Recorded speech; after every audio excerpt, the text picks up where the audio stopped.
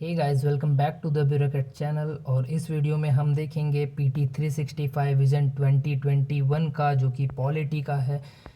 Part 3 unit 3 में पूरा जितने भी टॉपिक है, 5 टॉपिक है यूनिट 3 में, ये पूरा पांचों टॉपिक देखेंगे। कौन से टॉपिक है? 6 शेड्यूल है, फिर borrowing powers of centre and state government है, आर्टिकल 360 है, इंटर स्टेट काउंसिल है, और एस्पिरेशनल डिस्ट्रिक्ट प्रोग्राम। ये 5 टॉपिक हम देखेंगे इस वीडियो में। तो चलिए बिना किसी टाइम वेस्ट के वीडियो की तरफ बढ़ते हैं। तो पहले यहाँ पे क्या बोला है? यहाँ पे बोला है 6 शेड्यूल, जो कि काफ़ी न्यूज़ में है। ये क्यों न्यूज़ में है? क्योंकि अरुणाचल प्रदेश की जो असेंबली है, उन्होंने एक रेजोल्यूशन पास किया है ये बोल के कि अरुणाचल प्रदेश के पूरे स्टेट को 6 शेड्यूल में इंक्लूड करना चाहिए। अब ये इसका बैकग्राउंड क्या है? इसका बैकग्राउंड मैं आपको बता दूं कि स्टेट गवर्नमेंट है जो अरुणाचल प्रदेश है, वो डिमांड कर रही है कि कॉन्स्टिट्यूशन को अमेंड करे और आर्टिकल 371H, जो कि आर्टिकल 371H है, जो अरुणाचल प्रदेश के रिगार्डिंग है, उसे इंक्लूड करे आर्टिकल 371G के अंडर। ये आर्टिकल 371G क्या है? ये नागालैंड आर्टिकल 371A और 371G के सिमिलर में उसे प्लेस करे। आर्टिकल 371A नागालैंड के लिए और आर्टिकल 371G मिज़ोरम के लिए। अब आर्टिकल 371 इसके रिगार्डिंग काफ़ी इम्पोर्टेंट ये आर्टिकल है। तो यहाँ पे क्या बोला गया? आर्टिकल 371 में जो है, article 371A to article 371J में जो है स्पेशल प्रोविजंस दिया गया है 11 स्टेट्स को। ये 11 स्टेट्स का मैंने एक छोटा सा एक्रोनिम बनाया है, जिसे आप याद रख सकते हैं। 371A से लेके J तक के लिए नामास मार्ग, जहाँ भी एन से आता है नागालैंड, ए से आता है अरुणाचल, ए से आता है आंध्र प्रदेश, एम से आता है मिज़ोरम, ए से आता है एम से आता है मणिपुर, ए से आता है आसाम, एस से आता है सिक्किम, एम से आता है मिज़ोरम, ए से आएगा अरुणाचल प्रदेश, जी से आएगा गोवा, के से आएगा कर्नाटका। तो ये एक्रोनिम बनाया मैंने, काफ़ी इजी से याद हो जाता है इससे। ये 11 स्टेट्स को जो है स्पेशल प्रोविज़न दिया जाएगा। क्यों? क्योंकि इन्हें अपने ट्राइबल पीपल का जो है, इन्हें अपने पीपल्स का जो है एस्पिरेशन जो मीट करने के लिए, कॉन्स्टिट्यूशनल और इकोनॉमिक इंटरेस्ट जो ट्राइबल और लोकल पीपल है उन्हें फुलफ़िल करने के लिए, और कोई डिस्टर्ब्ड लॉ एंड ऑर्डर है स्टेट में तो उसे मीट करने के लिए। अब यहाँ पे जो बैकग्राउंड क्या दिया है, देखते हैं यहाँ पे बैकग्राउंड क्या दिया है। बैकग्राउंड में ये बोला गया है कि जो स्टेट गवर्नमेंट है अरुणाचल प्रदेश की, वो बोल रही है कि हमें 371A और G के लाइन में रखा जाए नागालैंड और मिज़ोरम के साथ। 371A और G जो है स्पेशल प्रोटेक्शन प्रोवाइड करती है religious, social practices, customary laws और right of ownership and transfer of land to tribal people of the state of Nagaland और मिज़ोरम रिस्पेक्टिवली। मतलब 371A नागालैंड के लिए है, जी मिज़ोरम के लिए। और यहाँ पे जो 371H है उसमें अरुणाचल प्रदेश के लिए जो है, उसमें गवर्नर को है स्पेशल रिस्पॉन्सिबिलिटी दी जाती है, ताकि वो लॉ एंड ऑर्डर स्टेट में मेंटेन करके रखे और उसके जो फंक्शंस है इसके रिगार्डिंग, उसे वो अच्छे से डिस्चार्ज कर पाए। अब यहाँ आगे जो बोला गया है, यहाँ पे बोला गया है यहाँ पे जो बोला गया है, अरुणाचल प्रदेश है जो एट प्रेजेंट में जो अरुणाचल प्रदेश को रेगुलेट किया जाता है Bengal eastern frontier regulation act 1873 के तहत, जो कि एक ब्रिटिश एरा रेगुलेशन लॉ है। इसके तहत जो है सिटीजन ऑफ इंडिया अगर कोई अरुणाचल प्रदेश में एंटर करता है तो उसे इनर लाइन परमिट की ज़रूरत लगती है। अब ये इनर लाइन परमिट क्या है, ये देखिए बॉक्स में काफ़ी अच्छे से बताया है। यहाँ पे बोला है कि इनर लाइन परमिट एक डॉक्यूमेंट है जो अलाउ करती है इंडियन सिटीजन को, अगर वो स्टेट में स्टे करते हैं या अंदर एंटर करते हैं, तो वो बिना ILP inner line permit system के अंदर नहीं जा सकते। ये एक ब्रिटिश एरा रेगुलेशन है जो कि Bengal eastern frontier regulation act 1873 के अंडर बनाया गया था। और ये सिर्फ और सिर्फ इंग्लैंड का जो क्राउन है उसके कॉमर्शियल इंटरेस्ट को सर्व करने के लिए बनाया गया था उस टाइम पे। बट अभी के टाइम पे इसे यूज़ किया जा रहा है एक बहुत ही प्रोडक्टिव वे में। और इस इनर लाइन परमिट के अंडर कौन सी स्टेट है, तो पहले अरुणाचल प्रदेश, नागालैंड, मिजोरम, मणिपुर, ये 4 स्टेट है। पहले 3 ही थी, अरुणाचल प्रदेश, नागालैंड, मिजोरम, अब मणिपुर ऐड कर दिया गया। देखिए इसके लिए एक्रोनिम चाहिए तो ANMN आप लिख सकते हैं एक्रोनिम में याद करने के लिए, ANMM, ठीक है, ये एक्रोनिम आप यूज़ कर सकते हो। तो इसके बाद जो बोला गया है, जो परमिट है फॉरेनर्स को एक्सेप्ट सिटीजन ऑफ भूटान, अगर कोई डिज़ायर करता है स्टेट में घुसने की तो उसके लिए उसे एक स्पेशल परमिट लेनी होगी जिसे बोलते हैं प्रोटेक्टेड एरिया परमिट या रेस्ट्रिक्टेड एरिया परमिट किसी कॉम्पिटेंट अथॉरिटी से। तो इसमें आगे देखते हैं क्या है। आगे यहाँ पे 6 शेड्यूल की बात की गई है। ये 6 शेड्यूल की में क्या है, 6 शेड्यूल में बोला गया है, 6 शेड्यूल जो प्रोवाइड करता है, पावर प्रोवाइड करता है स्टेट गवर्नमेंट या जो एडमिनिस्ट्रेटर, लोकल एडमिनिस्ट्रेटर को, ये पावर प्रोवाइड करता है ताकि ये जो ट्राइबल एरियाज़ है, आसाम, मेघालय और मिज़ोरम के जो ट्राइबल एरिया है, वो अपने ट्राइबल कम्युनिटीज़ को एडमिनिस्टर कर पाए अच्छे से। ये जो है आर्टिकल 244 2 और 257 275 1 के तहत भी बोला गया है। यहाँ पे जो आर्टिकल 244 है ये प्रोवाइड करती है स्पेशल सिस्टम जो कि एडमिनिस्ट्रेशन के लिए स्पेशल सिस्टम बनाएगी एडमिनिस्ट्रेशन के लिए। ये एडमिनिस्ट्रेशन किस एरिया का होगा, वो एरिया जो डेजिग्नेटेड है शेड्यूल्ड एरिया और ट्राइबल एरिया के नाम से।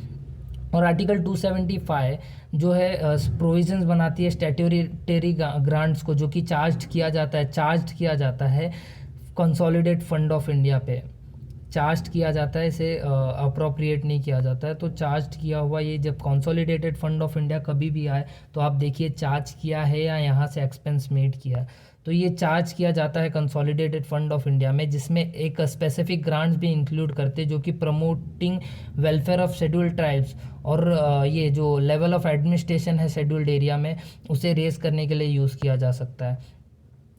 और यहाँ पे देखते हैं और अरुणाचल प्रदेश के बारे में क्या न्यूज़ है। अरुणाचल प्रदेश के बारे में जो बॉक्स में न्यूज़ दी गई है ये यहाँ पे है कि अरुणाचल प्रदेश को 6 शेड्यूल में अगर इंक्लूड करते हो तो हमें कॉन्स्टिट्यूशनल अमेंडमेंट करना पड़ेगा जो कि आर्टिकल 368 के आउटसाइड है। और यहाँ पे national commission of scheduled tribes भी रिकमेंड करती है कि जो रिसेंटली बना है यूनियन टेरिटरी ऑफ लद्दाख उसे एक ट्राइबल एरिया में इंक्लूड करने, जो कि 7th शेड्यूल ऑफ कॉन्स्टिट्यूशन में प्लेस किया जाए। और जो कॉन्स्टिट्यूशनल अमेंडमेंट एक्ट है ना वो भी एग्जम्प्ट करती है 6 शेड्यूल एरिया और इनर लाइन परमिट्स एरिया को, मतलब अरुणाचल प्रदेश भी वहाँ से एक्सक्लूडेड है।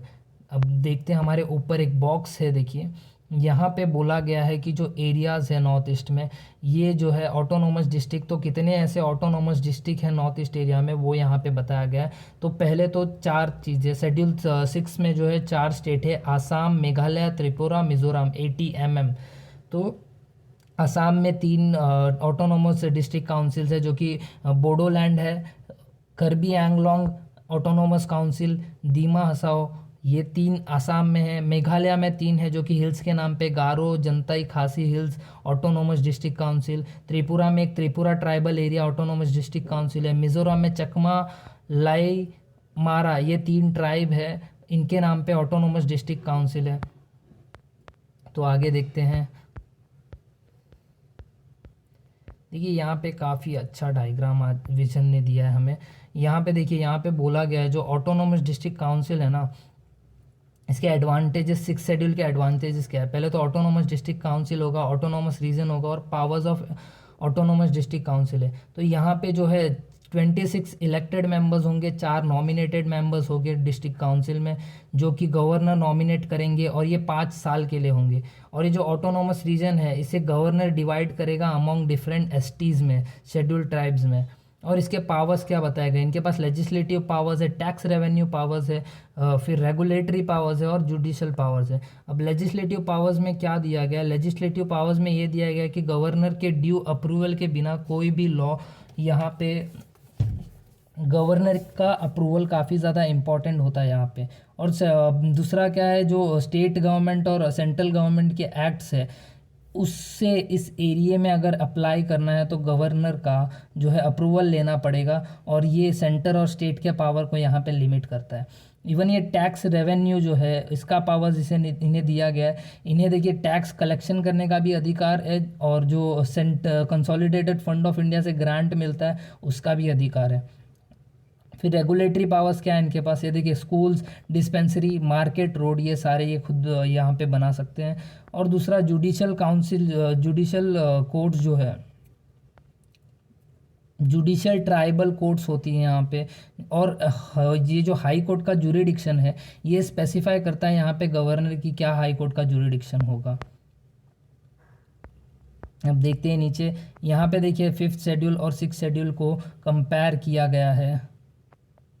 देखिए 5th शेड्यूल और 6th शेड्यूल को कंपेयर किया गया है, तो बेसिस क्या है यहाँ पे एप्लीकेबिलिटी किस किस स्टेट में, तो यहाँ पे बोला गया है जो एप्लीकेबिलिटी है आंध्र प्रदेश, तेलंगाना, छत्तीसगढ़, एचपी, एमपी, गुजरात, झारखंड, महाराष्ट्र, उड़ीसा, राजस्थान। तो इसके लिए अगर आपको कोई एक्रोनिम बनाना है तो आप बना सकते हो मोर, MOR मोर, ATM और GJ, मोर, ATM, GJC। या तो ये बना लीजिए, या तो आप बना सकते हैं गोर, GOR गोर, ATM, CMJ सॉरी, ये आपका एक्रोनिम हो जाएगा। और यहाँ पे दूसरा आपको पता ही है ये ATMM है, ये ATMM है। यहाँ पे काउंसिल क्रिएशन किसे दिया जाता है, काउंसिल क्रिएशन यहाँ पे जो स्टेट लेजिस्लेचर के एक्ट के तहत बनता है 5th शेड्यूल में, और 6th शेड्यूल में जो है कॉन्स्टिट्यूशन प्रोवाइड करती है। ऑटोनॉमी क्या है यहाँ पे, देखिए यहाँ पे जो है पेसा एक्ट 1996 लागू होता है 5th शेड्यूल में। अब इसमें क्या है, इसमें सेल्फ गवर्नेंस ग्राम सभा के हाथ में दिया जाता है, और जो भी पीपल लिव कर रहे हैं 5th शेड्यूल एरिया में उनके एडमिनिस्ट्रेशन के रिगार्डिंग। 6th शेड्यूल एरिया में जो 5th शेड्यूल एरिया के कंपैरिजन में काफ़ी ज़्यादा ग्रेटर ऑटोनॉमी दी गई है। और यहाँ पे 5th शेड्यूल में जो ट्राइबल एडवाइजरी काउंसिल होती है, यहाँ पे एक्चुअली जो ये काउंसिल क्रिएशन में ये यहाँ पे एक एडवाइजरी काउंसिल होती है, बट यहाँ पे जो है आप यहाँ पे देख सकते हो कि ये जो ऑटोनोमस डिस्ट्रिक्ट काउंसिल है उनके पास काफ़ी वाइडर पावर होते हैं। तो इसी के साथ ये ख़त्म हुआ। अब दूसरे हमारे टॉपिक पे चलते हैं। दूसरे टॉपिक में क्या बोला गया है, यहाँ पे बोला गया है जो सेंटर है वो इंक्रीज कर रही है बोरोइंग लिमिट स्टेट का, और स्टेट को जो है 5% जो है gross domestic product, GSDP, gross state domestic product के जो है उतना बोरोइंग कर सकती है। मतलब अगर स्टेट का ग्रॉस स्टेट डोमेस्टिक प्रोडक्ट 100 रुपये है तो सेंटर 5 रुपये किसी और से बोरो कर सकती है, सेंटर से बोरो कर सकती है, किसी और से बोरो कर सकती है, बट डोमेस्टिकली। और ये पहले अर्लियर ये लिमिट 3% था, जो कि 2020-21 में इसे 5% कर दिया गया है पेंडेमिक के कारण। अब ये कंपैरिजन किया गया है यहाँ सेंटर और स्टेट के बोरोइंग पावर्स को। तो यहाँ पे क्या बोला गया है, बेसिस पहला कॉन्स्टिट्यूशनल प्रोविज़न, तो दोनों को ही आर्टिकल 292 के तहत जो है सेंटर गवर्नमेंट को अनरेस्ट्रिक्टेड पावर है बोरो करने का, but subject to limit set by parliament. Parliament यहाँ पे लिमिट सेट करेगा कि कितना बोरो कर सकती है, बट स्टेट गवर्नमेंट का है जो लिमिट वो सेंट्रल लेजिस्लेचर के एक्ट के थ्रू लिमिट किया जाएगा। और यहाँ पे टेरिटोरियल रिस्ट्रिक्शन दिया गया, सेंटर के ऊपर कोई ऐसा रिस्ट्रिक्शन नहीं है। सेंटर डोमेस्टिकली भी बोरो कर सकती है, अब्रॉड से भी बोरो कर सकती है, बट स्टेट सिर्फ डोमेस्टिकली ही लोन रेस कर सकती है, अब्रॉड लोन रेस नहीं कर सकती। दूसरा रेस्ट्रिक्शन क्या यहाँ पे बताया गया है, यहाँ पे कुछ भी दूसरा रेस्ट्रिक्शन नहीं है, सेंटर के ऊपर है। सेंटर के ऊपर ये है कि सेंटर सिर्फ अपने security consolidate fund of state के ऊपर ही सिक्योरिटी, मतलब जो सिक्योरिटी के तौर पर कंसोलिडेटेड फंड ऑफ स्टेट ही रख सकती है। और अगर सेंटर ने कोई लोन रेस किया और वो आउटस्टैंडिंग है अभी भी और ड्यू है सेंटर को, तो उसके सेंटर के परमिशन के बिना स्टेट दूसरा कोई लोन रेज नहीं कर सकती। अब आइए देखते हैं इसके रिगार्डिंग एक इन्फॉर्मेशन दिया है यहाँ पे, कंसोलिडेटेड सिंकिंग फंड, इसे देख लेते हैं। यहाँ पे क्या बोला गया है कि जो रिसेंटली कोविड के कारण, लॉकडाउन के कारण जो है स्टेट के रेवेन्यूज़ हुए वो ड्राई होते हुए दिख रहे, सारे सूखते हुए दिख रहे, यहाँ कम होते हुए दिख रहे हैं। तो स्टेट ने सेंटर को बोला है कि कम से कम हमें जो CSF है, कंसोलिडेटेड सिंकिंग फंड है, उसमें जो पैसे इकट्ठे हो गए हैं उसे हमें थोड़ा यूज़ करने के लिए नॉर्म्स रिलैक्स कर दिया जाए। ये कंसोलिडेटेड सिंकिंग फंड है क्या? ये सेटअप किया गया था 1999-2000 में RBI के थ्रू, ताकि जो मार्केट में स्टेट के लोन्स है वो उसे रिडीम कर सके, या उसे वापस से ले सके, या उसे जैसे अगर लोन लेते हैं आप तो उसे रिडीम करना होता है तो वो रिडीम कर सकता है यहाँ पे। ये एक रिजर्व फंड है जो कि स्टेट क्रिएट करता है फॉर अमोर्टाइजेशन ऑफ डेब ऑब्लिगेशंस, मतलब अपने जो है डेब ऑब्लिगेशन है उससे छुटकारा पाने के लिए। यहाँ स्टेट गवर्नमेंट जो है मेंटेन करता है CSF RBI के साथ। वो RBI के पास ये CSF रखता है और उसे एक बफर जोन ही रखता है ताकि वो अपने लाइबिलिटीज़ को रीपे कर सके आगे। अब अंडर CSF ना जो स्टेट कंट्रीब्यूट करता है 1 to 3% of the annual outstanding डेब्ट लाइबिलिटी। अगर स्टेट के किसी भी साल में आउटस्टैंडिंग डेब्ट लाइबिलिटी है तो उसका 1 से लेकर 3% स्टेट जो है ये CSF स्कीम में डाल सकता है, ताकि वो फ्यूचर में कोई भी लाइबिलिटीज़ रेज हो तो उसके वो रीपे कर सके। अब इनिशियली यहाँ पे देखिए 11 स्टेट्स ने इसे ज्वाइन किया गया था, बट 12th फाइनेंस कमीशन जो कि फॉर्म हुई थी 2005 और 10 में, उन्होंने रिकमेंड किया था कि सारे स्टेट्स को सिंकिंग फंड जो है बनाना चाहिए, ताकि वो अमोर्टाइजेशन ऑफ सारे लोन जो है उनका अमोर्टाइजेशन कर सके, including loan from banks, liabilities on account of NSSF, that is national small saving fund. ये फंड जो है मेंटेन किया जाता है consolidated fund of India state के बाहर, इसलिए ये पब्लिक अकाउंट है जो सिर्फ इसी पर्पस के लिए यूज़ होता है और कोई और पर्पस के लिए नहीं यूज़ होगा, और ये इंश्योर करता है फिजिकल गवर्नेंस के लिए। तो इसी के साथ ये टॉपिक ख़त्म होता है। इसके नीचे दूसरे टॉपिक की तरफ चलते हैं। आर्टिकल 370 ये न्यूज़ में क्यों है? क्योंकि 1 साल पूरा हो गया है जम्मू एंड कश्मीर का 370 एक्ट और 358 एक्ट के अबॉर्गेशन के बाद, और यहाँ पे जो रीऑर्गेनाइजेशन हुआ था जम्मू एंड कश्मीर का उसे 1 साल पूरा हो गया। तो देखते 370 एक्ट और 35A है क्या? 370 एक्ट के तहत, आर्टिकल 370 के तहत जो है state of Jammu and Kashmir का ये टेम्परेरी प्रोविजंस था जो कि उन्हें पावर प्रोवाइड करता था उनका खुद का कॉन्स्टिट्यूशन रखने के लिए। और इवन जो है 370 एक्ट के तहत पार्लियामेंट की कोई भी लॉ स्टेट गवर्नमेंट के ऊपर अप्लाई नहीं होगी unless and until that is been rectified by state government, except for 4 laws जो कि है डिफेंस, फॉरेन अफेयर्स, फाइनेंस और कम्युनिकेशन। अब यहाँ पे 35A क्या है? 35A जो है स्टेम होके ही आया था 370 में, मतलब इसका जो बीच था वही 370 था। इसके तहत जो है जम्मू एंड कश्मीर असेंबली को पावर दिया गया था कि वो अपने परमानेंट रेसिडेंट्स को डिफाइन करे और उन्हें स्पेशल राइट्स और प्रिविलेजेस दे। अब इसके बैकग्राउंड के बारे में देख लेते। बैकग्राउंड में क्या बोला गया था कि 1948 में जो है इंडियन गवर्नमेंट है उन्होंने ट्रीटी ऑफ एसेशन साइन किया था, जो कि है रूलर्स ऑफ कश्मीर के साथ, जो राजा थे कश्मीर के उनके साथ ये एसेशन साइन हुआ था, ताकि वो कश्मीर को प्रोटेक्शन प्रोवाइड कर सके पाकिस्तान के एग्रेशन से। अब ये ट्रीटी के तहत जो है आर्टिकल 370 इंसर्ट किया गया था पार्ट 21 ऑफ कॉन्स्टिट्यूशन में, जो कि टेम्पररी, ट्रांजिशनल और स्पेशल प्रोविज़न था। इस एक्ट के तहत जो है स्टेट गवर्नमेंट है जो 4 लॉ मैंने ऊपर बताया, जो डिफेंस, फॉरेन अफेयर्स, फाइनेंस और कम्युनिकेशन, इनको छोड़ के अगर कोई लॉ सेंटर को चाहिए कि वो स्टेट में लगाए तो उसे स्टेट गवर्नमेंट का कॉन्क्रुएंस, मतलब उसकी अप्रूवल चाहिए होगी।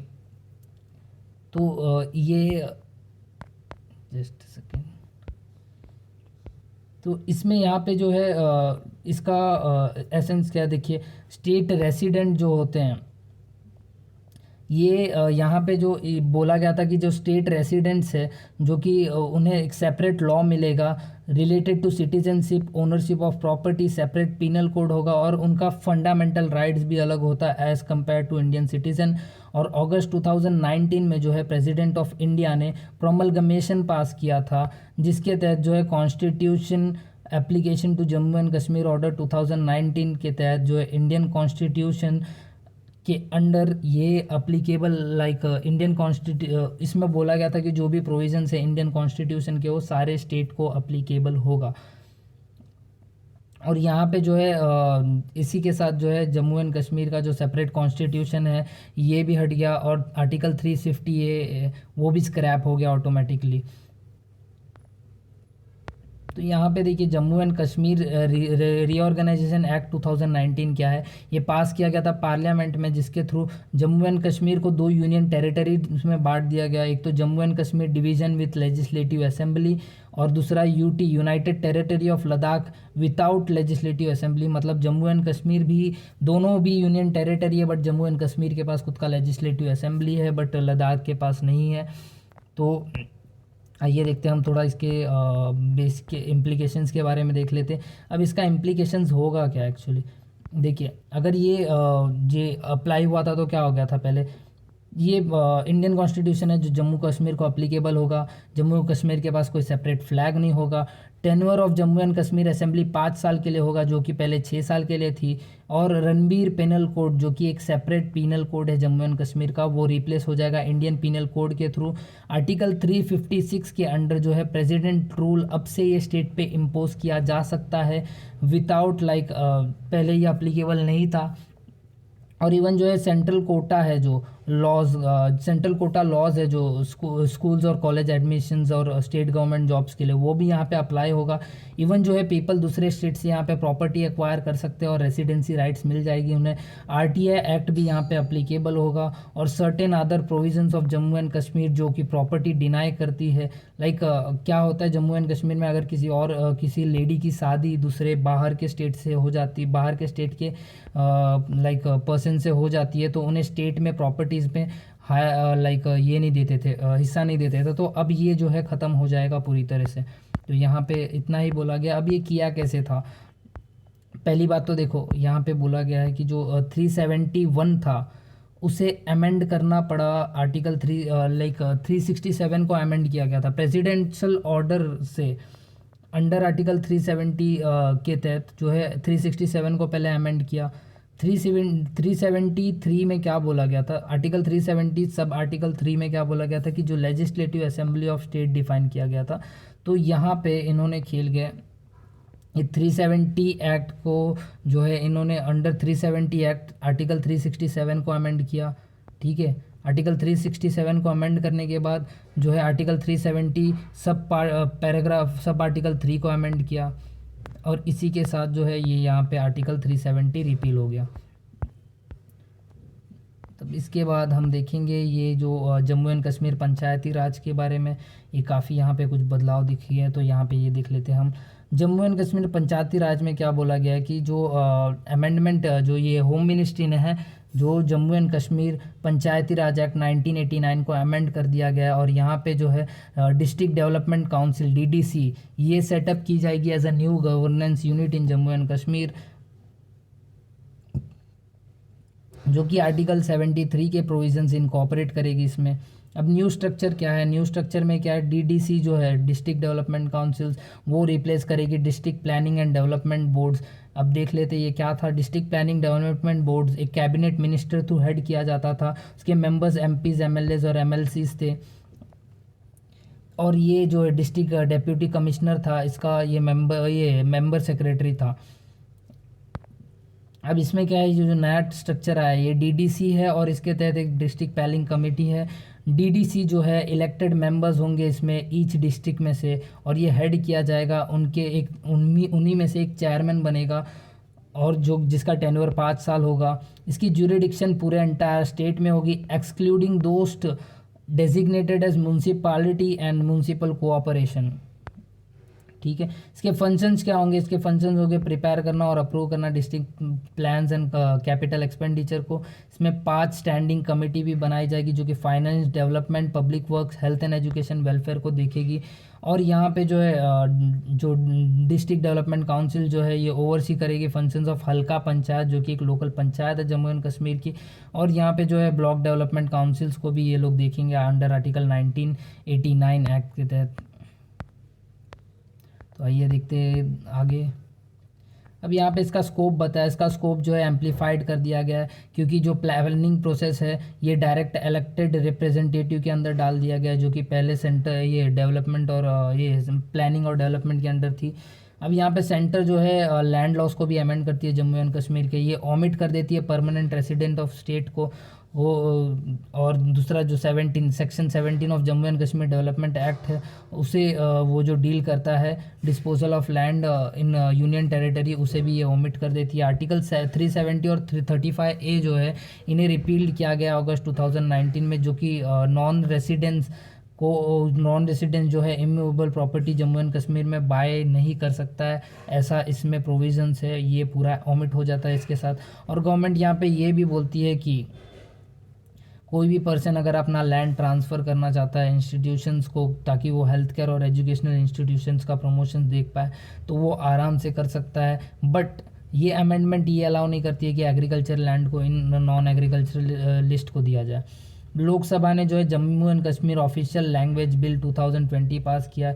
इसके अंडर कश्मीर डोगरी और हिंदी ऐसा ऑफिशियल लैंग्वेज इसमें इंक्लूड किया गया है जम्मू एंड कश्मीर के लिए, UT of Jammu and Kashmir के लिए। और पहले जो कि सिर्फ इंग्लिश और उर्दू हुआ करते थे। और इतना बता दें कि पार्ट 17 जो है आर्टिकल 343 से आर्टिकल 351 ये पूरा डील करता है ऑफिशियल लैंग्वेज एक्ट के तहत। और ऑफिशियल लैंग्वेज आर्टिकल 343 ये बोलता है कि official language of union should be in Hindi Devanagari script.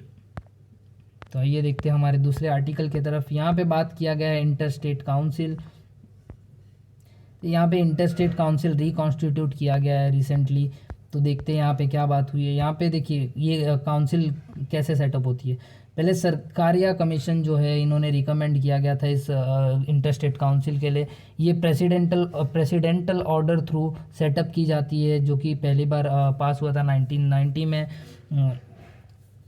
और ये आर्टिकल 263 के अंडर इसे कॉन्स्टिट्यूशनल बैकिंग दिया गया था। इसके फीचर्स क्या है, एक रिकमेंडेटरी बॉडी है जो कि centre state inter state disputes के बारे में बताती है।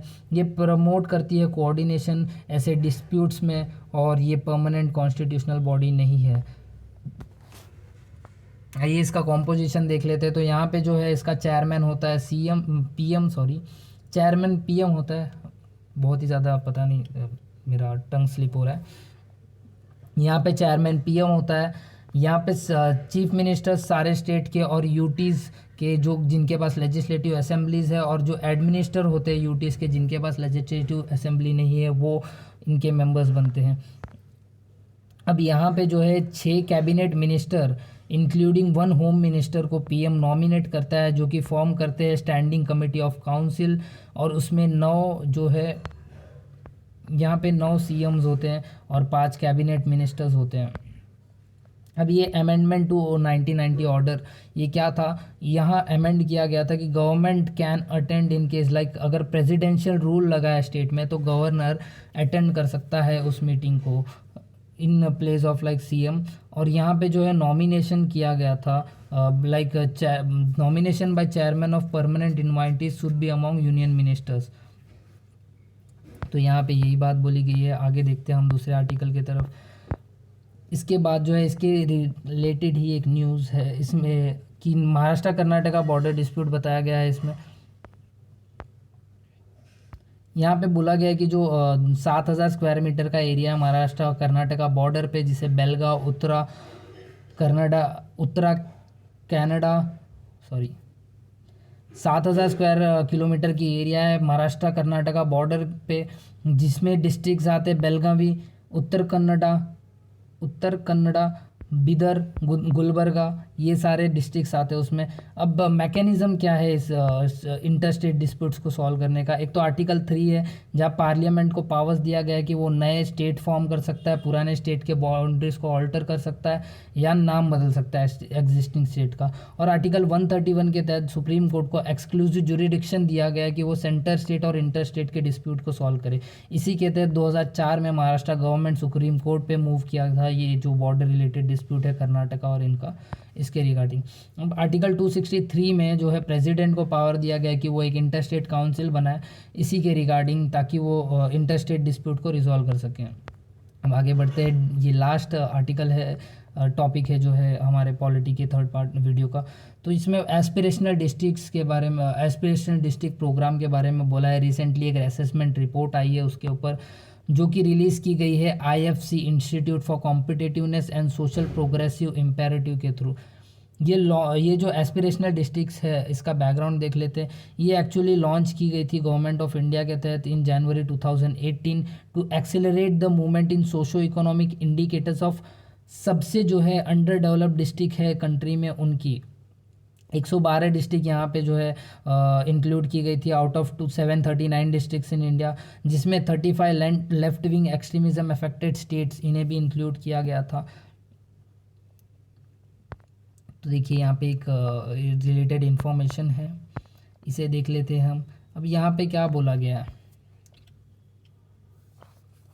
यहाँ पे बोला गया कि जो इंस्टीट्यूट फॉर कॉम्पिटिटिवनेस है, ये इंडिया की एक इंटरनेशनल इनिशिएटिव सेंटर्ड है इंडिया में, जो कि डेडिकेटेड है ये डिसेमिनेट करने जो है रिसर्च और knowledge of competition and strategy. ये एक नीति आयोग की नॉलेज पार्टनर है, जो कि रिसेंटली रिलीज किए, जिन्होंने रिसेंटली रिलीज़ किया इंडिया इनोवेशन इंडेक्स। तो याद रखिए, इंडिया इनोवेशन इंडेक्स जो है नीति आयोग की नॉलेज पार्टनर रिलीज़ करती है। या तो आप सोच नीति आयोग भी डाल सकते हो, अगर ऑप्शन में आपको इंस्टीट्यूट फॉर कॉम्पिटिटिवनेस नहीं दिख रहा है तो आप डायरेक्ट नीति आयोग भी डाल सकते हो। और यहाँ पे जो है सोशल प्रोग्रेसिव इम्पेरेटिव, एक US based non profit organisation है जो कि पब्लिश करती है सोशल प्रोग्रेस इंडेक्स, जो कि मेजर करता है एक्सटेंट टू विच एक कंट्री प्रोवाइड कर रही है सोशल और economic needs of the citizen. तो यहाँ पे बस इतना ही। आइए देखते हैं हमारे एस्पिरेशनल डिस्ट्रिक्ट को अच्छे से। तो यहाँ पे देखिए क्या बोला गया है, यहाँ पे ये प्रोग्राम में बताया गया है कि ये फॉलोइंग जो प्रोग्राम है, इसे ड्राइव किया गया है बहुत सारे आइडियाज़ से, जो कि shift in approach of governance toward policy and governance है। इसमें 3 चीज़ बोला है यहाँ पे। पहला बात तो जो है इकोनॉमिक मेजर्स है, उसमें से मूव करके हमें दूसरे तरफ जाना है। दूसरा जो इक्विटेबल रीजनल डेवलपमेंट यहाँ पे करना है। तीसरा जो है चेंज ड्राइव करना थ्रू कोऑपरेटिव और कॉम्पिटिटिव फेडरलिज्म के थ्रू। अब ये प्रोग्राम फोकस किस पे करता है, प्रैक्टिकल और मेजरेबल सोशल प्रोग्रेस आउटकम पे फोकस करता है, जो 6 मेन थीम्स पे बेस्ड है, जो कि इम्पैक्ट करता है क्वालिटी ऑफ लाइफ और इकोनॉमिक प्रोडक्टिविटी ऑफ सिटीजन्स को। इसमें क्या क्या आता है, हेल्थ एंड न्यूट्रिशन जिसको 30% वेटेज दिया गया है, एजुकेशन को भी 30% वेटेज दिया गया है, एग्रीकल्चर एंड वाटर रिसोर्स जिसको 20% वेटेज दिया गया, फाइनेंशियल इंक्लूजन को 5% वेटेज दिया गया, स्किल डेवलपमेंट को 5% वेटेज दिया गया और बेसिक इंफ्रास्ट्रक्चर को 10% वेटेज दिया गया। अब ये प्रोग्राम जो है ये 3 कोर प्रिंसिपल पे बेस्ड है। तो ये प्रिंसिपल क्या है, ये एक्चुअली ये फर्दर 49 इंडिकेटर्स में ब्रेक किया गया है। और ये प्रोग्राम जो है 3 कोर प्रिंसिपल पे बेस किया गया, जो कि कैप्सुलेटेड है 3 C's अप्रोच में, क्योंकि ये कन्वर्जेंस, कोलैबोरेशन और कंपटीशन। कन्वर्जेंस किसके किसके, सेंटर और स्टेट गवर्नमेंट के बीच में डिस्ट्रिक्ट लेवल पे। Collaboration different functionaries of centre and state government और सिटीजन्स के बीच में डिस्ट्रिक्ट टीम्स के को इंक्लूड करते हुए। और कॉम्पिटिशन अमॉन्ग डिस्ट्रिक्ट्स। तो यहाँ पे जो है बेसिक स्ट्रक्चर ऑफ प्रोग्राम क्या है, बेसिक स्ट्रक्चर ये कि सेंट्रल लेवल पे नीति आयोग इसे एंकर करेगी और सारी रिस्पॉन्सिबिलिटी लेगी ताकि वो डिस्ट्रिक्ट के प्रोग्रेस को ड्राइव कर सके। स्टेट लेवल पे जो है स्टेट गवर्नमेंट मेन ड्राइवर्स होगी इसके चेंज की, और इनके अंडर एक कमेटी फॉर्म की जाएगी रिस्पेक्टिव चीफ सेक्रेटरी के थ्रू, जो कि इम्प्लीमेंट भी करेगी और ट्रैक करेगी इनके प्रोग्राम को। और दूसरा जो है डिस्ट्रिक्ट लेवल पे सेंटर प्रभारी ऑफिसर होंगे, जो कि एडिशनल सेक्रेटरी, जॉइंट सेक्रेटरी के रैंक के होंगे। ये इन्हें अपॉइंट किया गया फीडबैक और रिकमेंडेशंस देने के लिए, जो कि बेस्ड होगी इनके लोकल फाइंडिंग्स पे। और ये जो नीति आयोग रिलीज़ करेगी इसी के थ्रू डेल्टा रैंकिंग, जो कि बेस्ड होंगे मंथली इम्प्रूवमेंट पे। और ये 6 फोकस एरिया पे फोकस करेगी। और ये रिलीज़ किस पे करेगी, अपने ऑनलाइन डैशबोर्ड पे रिलीज़ करेगी, जिसका नाम है champion of change dashboard. Sorry I sneezed. तो थैंक यू सो मच। इसी के साथ हमारा वीडियो ख़त्म होता है यहाँ पे। अगर वीडियो अच्छा लगा तो वीडियो को लाइक कीजिए, चैनल को सब्सक्राइब कीजिए। Thank you so much. जय हिंद।